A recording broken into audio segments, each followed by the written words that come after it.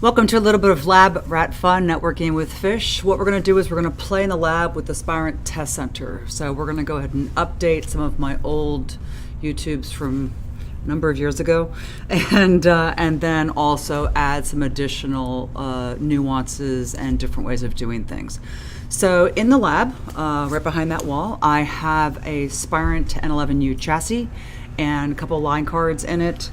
And I have a couple routers, router 1 and router 2, with the cable in between the two of them, and I have OSPF in between the two. As you can see, the loopbacks there have IPv4 and IPv6, showing you that we'll be doing that also as well. And router 1 is connected to port 11 on the Spirent Test Center. We will be having that as a trunked mode, hence the dashed lines. Dashed lines in my network diagrams means it's a trunk. Router 2 will be connected to port 1/2 on the Spirent Test Center, and that's a solid line, so that will just be a layer 3 node trunk. So gigabit 121 on there will actually have the IPv4 and IPv6 addresses right on there. We're going to be doing a lot in this environment, but for this specific lab, what we're going to be doing is we're going to be creating what I make for the CPOC RTP and then offer to other people as the default Spirent Test Center file. What it's going to have in it, it's going to have default settings for the CPOC environment, because I don't like a number of the defaults that come with the Spirent Test Center applications. And we're also going to create hosts and devices, and then we're going to create streams. All of this is going to be offline and not connected to a Spirent Test Center chassis. The concept is that this file can sit on the desktop of ghost images or fog images, and then when customers or partners or Cisco SEs, whatever, come into CPOC, they can just double click that, follow simple instructions, and then have an example, and also with the default settings, hopefully escalation avoidance. So we're going to do this, and then we're going to save the file off to the desktop, and then we're going to go back and we're going to open that file on the desktop, and then we're going to pretend that, well, we're going to relocate those to a live chassis and to 2 live ports, those 2 ports right there on the Spirent Test Center that I have in the other room. Then what we're going to do is say this is a new file name, and then ARP and apply, send traffic. We'll see the traffic go across. I'm already all ready for the traffic in my environment. And then what we're going to do, because I don't like the default views, they do not work for me, they do not work for any CPOCs that I ever run, we're going to go ahead and tweak the views. We're going to tweak the views of how the streams are set up. We're also going to tweak the results view and start. So the first thing we're going to do is we're going to go ahead and open up a TCC file. So we're going to go to an RDP that I have. So what we're going to go ahead and do is open up from the shortcut the Spirent Test Center 5.0 application.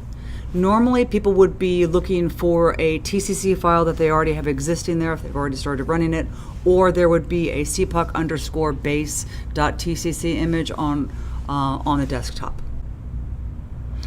So what we're going to do is we're going to go ahead and I'm going to be changing the default settings, as I said. But while I'm here, I'm also going to go ahead, because I'm going to be making 2 offline ports. So let's just go ahead and click Create Ports for Use Offline. Now we're going to change the default settings. Why are we going to change the default settings? Because I don't like the defaults. I do not find that they work for CPOC in any way, shape, or form. So the IP addressing is like 192.85 is what it's going to assume the end devices are. 99%, 95% of the CPOCs that I'm ever on, we use a 10 network. So any little time saving is great for me. I also want to use the documentation address for IPv6 here and a few other things. So what we're going to do is we're going to come in here to Tools, and we're going to go to User Default Manager. And I happen to know that everything I want to change, or most of what I want to change, is here underneath device. So device count 1, I'm perfectly fine with that. Before I add a whole bunch of other devices, I'm going to always start with 1. So we're going to change the default IP address. We're going to change the default IP gateway. We're going to change the default IPv6 address. I'll leave the router ID stuff alone for right now. Respond to ping, we actually leave that as false. So we're going to go ahead and continue to leave that as false. People can enable that, but I'd like them to know what they're doing before they enable that. Go ahead and do this stuff. I can't stand, I really can't, that the default QoS settings are so incredibly high. I don't like them at all. So we're going to change this to 10.1.11.101 actually.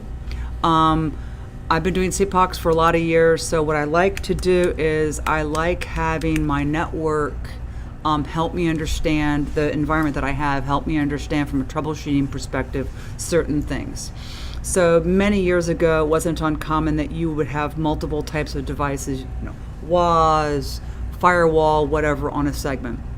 So what I tend to do is I tend to have 4th octet be 101, and I know that means if it's 101 or higher as a 4th octet, in my environment, that's a traffic generator. If it's .100, it's a VM or a PC. So that's just what I do. 2001 : dog baker 8 : 11 : 101. And I really don't like these default settings being set so high, because the majority of time that we in CPOC are doing this, these are end devices and this is data plane. And I could be testing QoS and I don't want to be burned by the fact that they're so high. So now you can go ahead and you can see that our first page here has changed because I went to Tools and Users Default Manager. Now, there's one other thing that I want to change, and that is this starting group. Both Spirent and Ixia, as of right now, in their packet blasters, they actually have as the default multicast group 225001. I adore you all, but I have no idea why you do that. 239.1.1.1. So again, escalation avoidance, so we're going to go ahead and we're going to change that. Let's look at a few other settings that we're going to go ahead and change. So I've enabled a number of things here, so just to let you know, you're probably not going to see all of these in your environment. However, in your environment, you will see L2 learning. I'm not going to change anything here. Traffic options. I am going to go ahead and click delete inactive streams from memory. Now, if you want to understand a little bit more, you can press function F1, and it's actually really pretty helpful. And you can come down here and you can see that this will clear inactive streams from memory, and it's not the default. So if you want to understand anything about what you have on this page and what your options are, you can go ahead and click that. The PHY options I'm not going to do anything with. This one I'm going to do a bunch of stuff with. This one is extremely important for CPOC. When you click clear results, when I'm trying to do a CPOC for somebody, what I really want to have happen when I click that one button is I want it to stop, I want it to clear the results, and then I want to start the traffic on all the ports again. I also want to stop, clear the results, and restart all the analyzers. I also want to delete all analyzer streams when clearing the results. These 3 things are very important for testing, in my opinion, in CPOC. The other thing is when we do dynamic results views, we do additional DRVs and perspectives. And so I don't want to have to click manual refresh. I want periodic refresh, 10 seconds. The other thing I want is stray frames. Typically for CPOCs, customers want to know where's the traffic going, and please alert me if it's going someplace you didn't expect it. So stray frames, I want to know about stray frames. Realism options, not going to change anything. I'm not going to actually change anything with anything except for BGP. 9 times out of 10 when people are doing BGP in the labs, they're not trying to hammer this. But when we do have service providers or other people coming through, they want to really hammer stuff. So this max routes per updates and things like that, this might get changed. In case somebody comes along and changes these things and makes it really large, that means that they could be trying to slam and test and have the device under test be a Cisco box acting as a route reflector and have multiple Spirent Test Center ports sending in. Now, when this Spirent Test Center port sends a whole bunch of BGP to the Cisco route reflector, and then the Cisco route reflector reflects that route to another port on the Spirent Test Center, what can happen when we're testing enormous amounts is we can overwhelm the line card, because we have like functional line cards and max line cards, but a lot of our bread and butter line cards are basic functional. So they're not expecting to be getting, a million VPN v4 prefixes. And so what we do is we do discard updates. So when the router is sending it to the Spirent Test Center, we do discard updates. It is very uncommon that the CPOCs that we're doing, the Spirent is supposed to notice some NLRI has changed and absorb that. The other thing we make sure is that enable TCP no delay is off. This was historically on. And then also pack updates up to the MTU. Make sure that's on. That was historically off. And that's it. So now we have our default settings. So what we're supposed to do after we do our default settings is we're supposed to go ahead and create hosts. So I'm going to go to this offline port that I have, and I'm going to create a host 10.1.11.101. I'm going to put it in VLAN 11. And then I'm going to go to the other offline port, and I'm going to create 10.2.21.101. That's not going to have a VLAN. So we're going to come to these ports, and we're going to go ahead and come here. And while I'm at it, I am going to go ahead and make IPv4 and IPv6 hosts. So we're going to come here and click Add. And Ethernet, I only want to do one at a time. And so this is none. This is going to be the one that actually has a header. So the number of VLAN headers is 1. Obviously, as you can see, you can do Q and Q, you can do additional VLAN headers. Now you'll notice that I'm not actually saying dual stack. The reason why I'm not saying dual stack is because it's very common that when customers are coming in here, they've got some IPv4 tests and then they have some IPv6 tests. So instead of dual stacking and having it be one and potentially confusing for somebody coming in, I go ahead and I make them 2 different ones. It's easier to copy and paste. So VLANs per port, we only want one. The VLAN ID is going to be VLAN 11. This is if you want to do more than one. And that priority is a 0. That is the cost priority. And that's 0. It was a 7 before, but now it's a 0 because we changed it to be a 0. So we're going to ignore a lot of this right now. Now, as you saw, because I made the starting IPv4 address 10.1.11.101, that was admittedly what I was going to put over on here for VLAN 11. So this is already what I want. And this TOS by default was that Charlie 0, which again, I don't like. So we're going to go ahead and do this and then finish. And we're going to add another one. And this time it's going to be still with the VLAN header and IPv6. So it's going to still be VLAN 11. And this time, as you see, the IPv6 address is already what is the one that I'm going to have over here. So we're good there. You'll notice right here that this is the link local address, foxy80::1.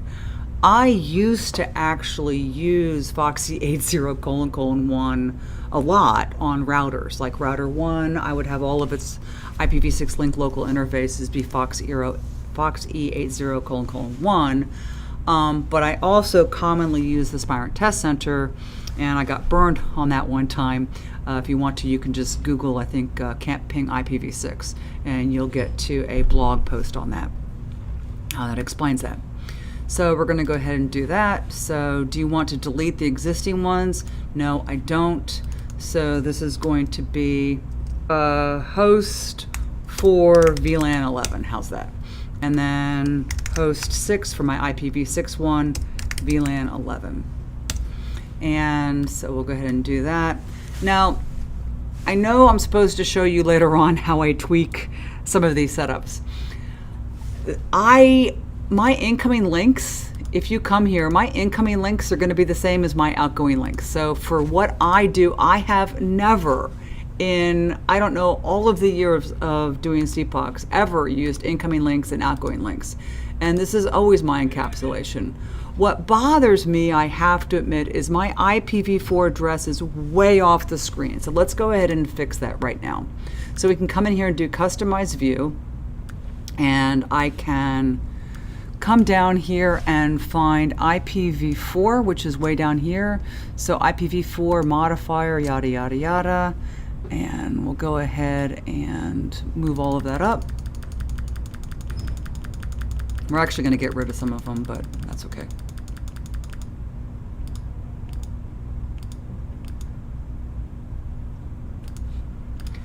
And so now what happens is those IPv4 addresses that were way over on the right are now moved over. I'll leave the step modifier on here for the base file in case people are going to go ahead and change it so they can see the device count and then they can see the step, because you can step either by one or you can do a custom step. Now if you notice down here I'm IPv6 and my IPv6 is way over, so we're going to fix that too. So we're going to go ahead and come down and find IPv6.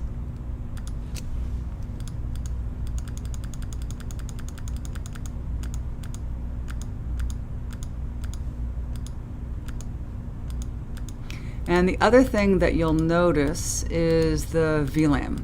So we'll fix that too.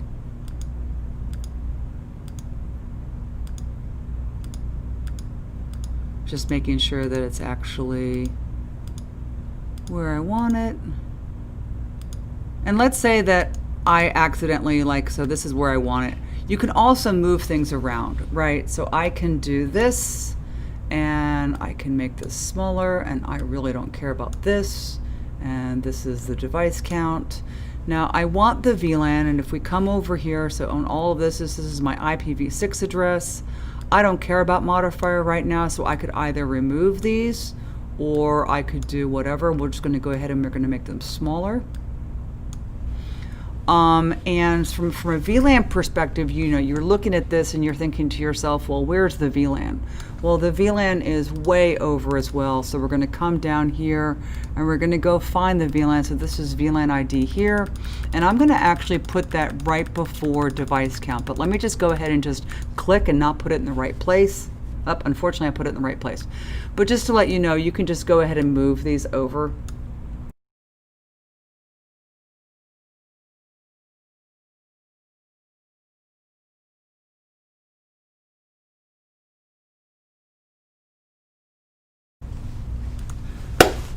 And so welcome back.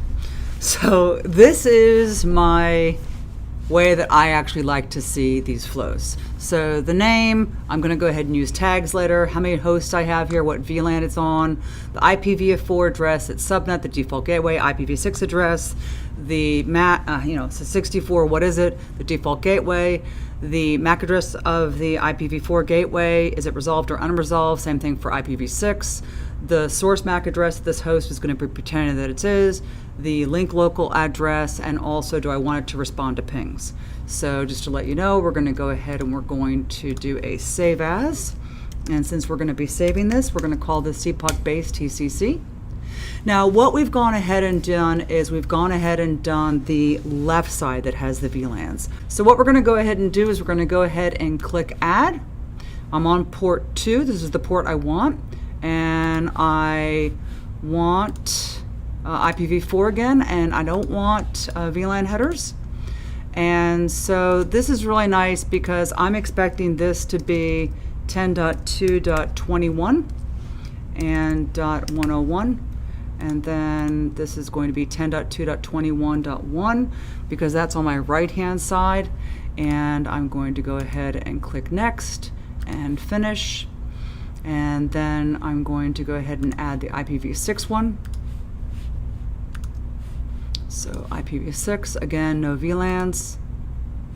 And this is going to be 21, and then 1, and then it's fine, and finish, and no, don't override.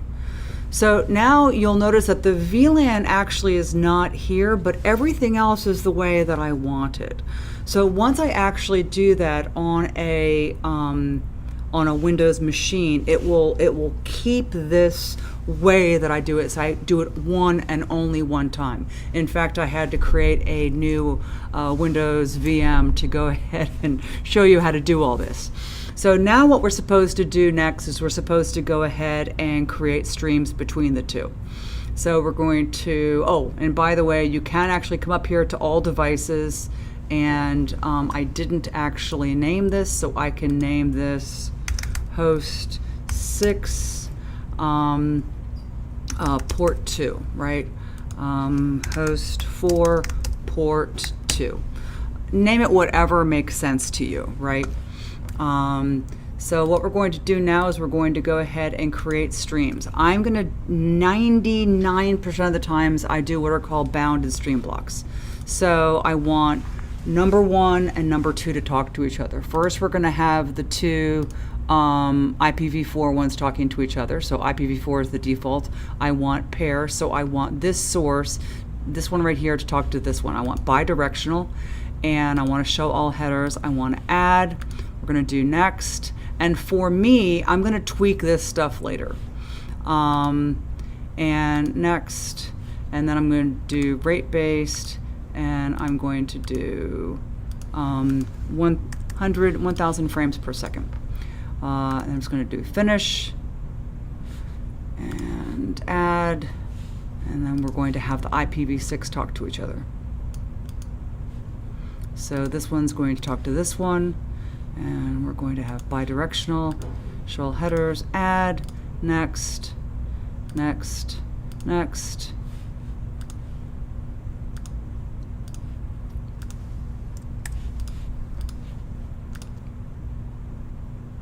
Overwrite? No, I don't. So we can look at what I would normally name this, and normally I would name it something. Now, just like I didn't like the way that the hosts came out, I don't like this either. So let's go ahead and change it the way that I like it.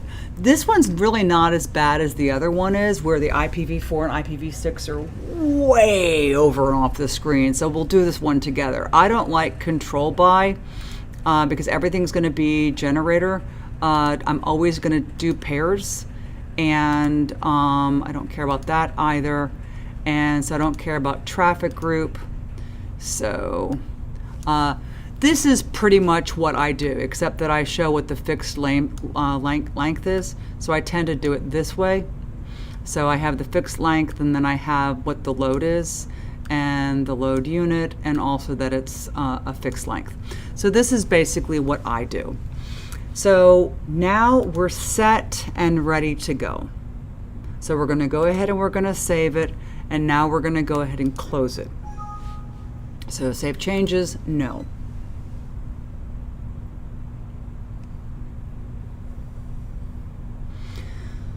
So now what we have is we have the CPOC base file. So what we're supposed to do next is we're supposed to go ahead, we've done the default settings for the CPOC environment, we've created the hosts, we've created the streams, and now we're going to go ahead and we've saved the file off to the desktop, we've opened the TCC file, that's what we're about to do, and then we're going to relocate the ports to a live chassis.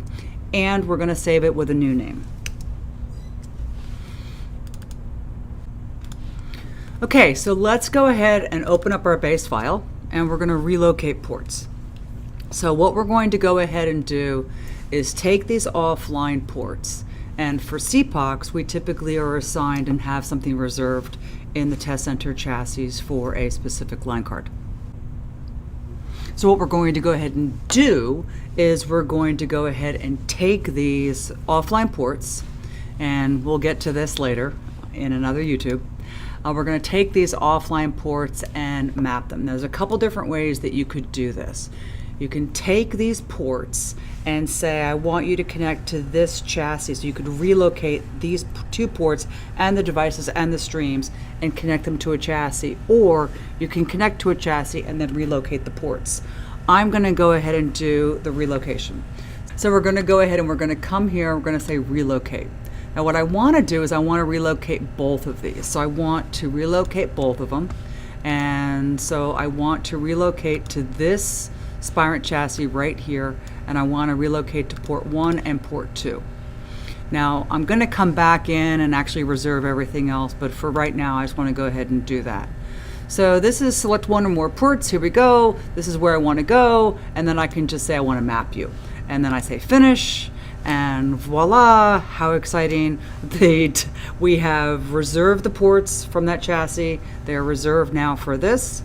We have moved those hosts over that we've already configured, and we've also moved the streams over, and we're ready to rock and roll. Now, what's interesting if you look at that is that we now have, instead of having them be gray, they're red. So why are they red? They're red because of the fact that if we actually come here and we look at this, so it's 10 gigs, we want to have go ahead and actually be 1 gig because we're actually doing 1 gig and it's GLCT. So we're going to do that on this one. We're also going to go ahead and do that on this one, which I just did, and getting myself a little bit confused.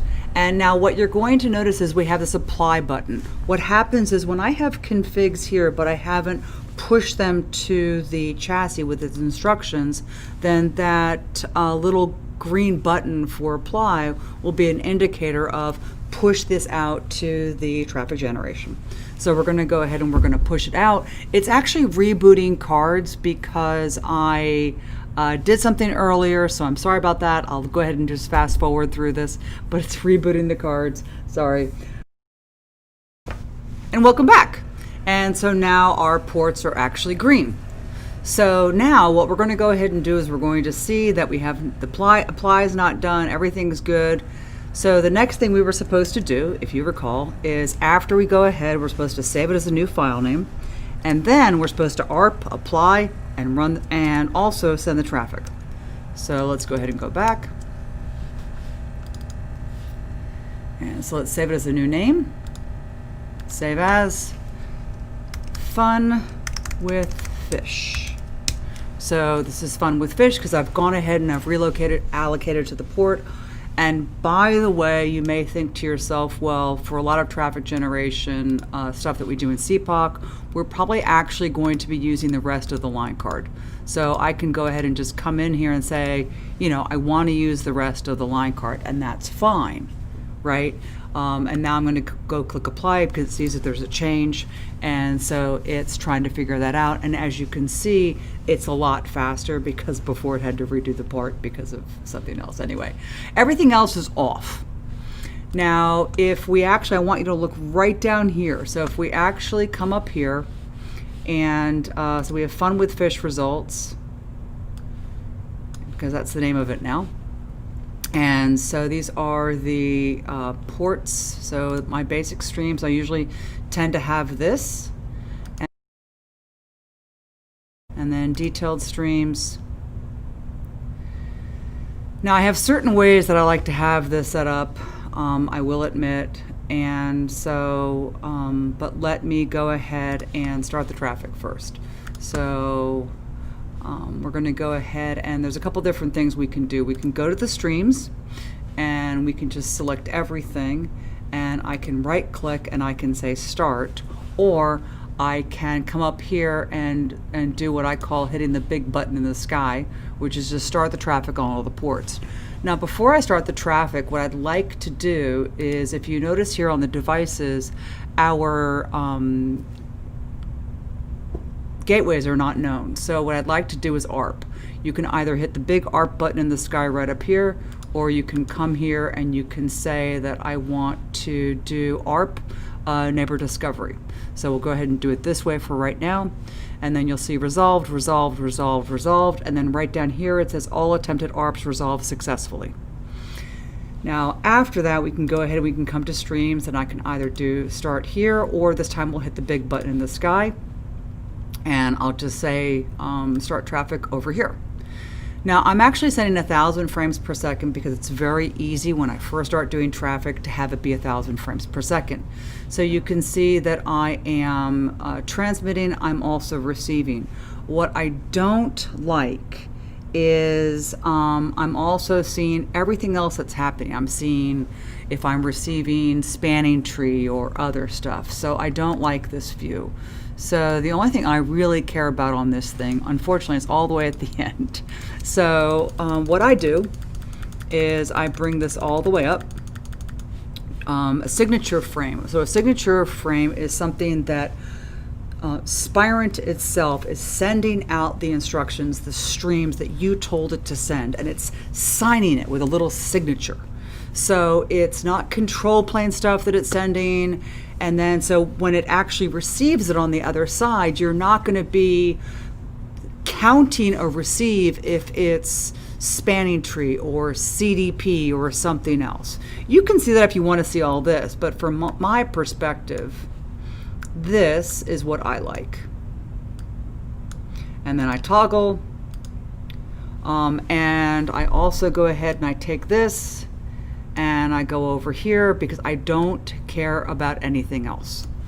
And I tend to go to advanced sequencing, and I tend to see whether or not I have drops. And then if I do a clear results, I can clear, I can see duplicates, I can see out of order, I can see in order, reordered, and I can also add to this. Again, you can do a customized view, and you can come here and you can say, you know what, I want to add average latency. So you can take that and you can move that down as well. So there's a lot of things that you can do with this to make it set up as the way you want to see it. So what I can do is I can actually save this. So I can save this as my perspective. Now, just to let you know, I already have something saved as my perspective. What I did was I used Spirent Test Center's template perspective, and then I did my own and I did a save perspective, but that's for a different video. This time we're going to have fish basic. And then next time I actually bring this up, this is what I'm going to see. So my IPv4 is sending 1,000 frames per second, and my IPv6 is sending 1,000 frames per second, and because it's bidirectional, I'm also receiving 1,000 frames per second. And this is the way I like to have it, so that when CPOC customers come through, they see everything. I can also come here and make simple changes. I can make this 1024.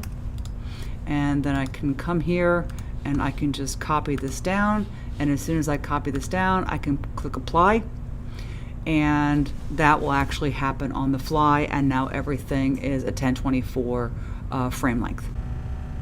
And everything's good to go. And that's the basics. Get you going for the next YouTube. Have a good one. I'm out.